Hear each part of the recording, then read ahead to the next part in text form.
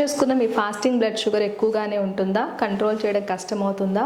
దీనికి కారణం don phenomenon అయి ఉండొచ్చు. డాన్ ఫెనామినన్ అంటే మన సర్కేడియన్ రిథంలో ఉదయాన్నే 5 o'clock నుండి కౌంటర్ రెగ్యులేటరీ హార్మోన్స్ అనేవి రిలీజ్ అవుతాయి. ఇవి కార్టిసాల్ మరియు గ్రోత్ హార్మోన్.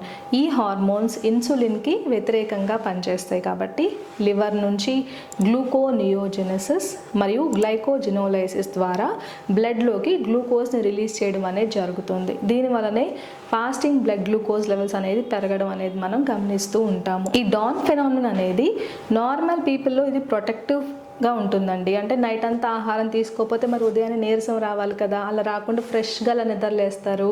అంటే ఈ హార్మోన్స్ మనకి హెల్ప్ చేసి బ్లడ్ గ్లూకోజ్ లెవెల్స్ని మెయింటైన్ చేస్తాయి కాబట్టి ఎర్లీ మార్నింగ్ టైర్డ్నెస్ కానీ నీరసం కానీ రాకుండా ఉంటుంది.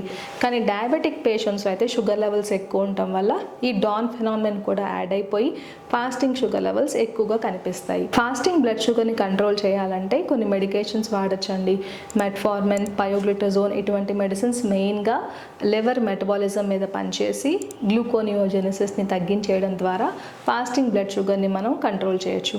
పయోగ్లిటజోన్ అనే మెడిసిన్ ఇన్సులిన్ రెసిస్టెన్స్ని తగ్గిస్తుంది కాబట్టి గ్రాడ్యువల్లీ షుగర్ లెవెల్స్ని కంట్రోల్ చేసుకోవచ్చు. మనం తీసుకునే ఆహారం మీద కూడా ఫాస్టింగ్ బ్లడ్ షుగర్స్ ఆధారపడి ఉంటాయి.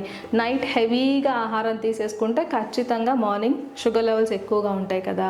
సో మీరు ఎర్లీగా డిన్నర్ ఫినిష్ చేయండి. అది కూడా 2 పుల్కాస్ అటువంటివి తీసుకుంటే మంచిది.